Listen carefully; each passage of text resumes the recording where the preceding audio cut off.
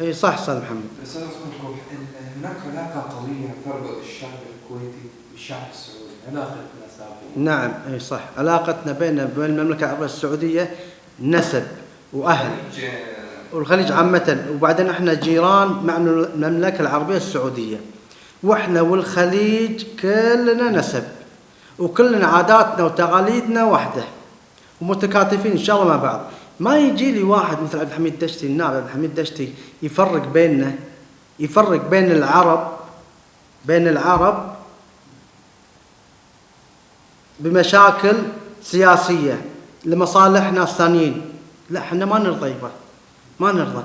وبعدين السفير المملكه العربيه السعوديه قدم شكوى رسميه بالمحكمه ضد النائب عبد الحميد دشتي.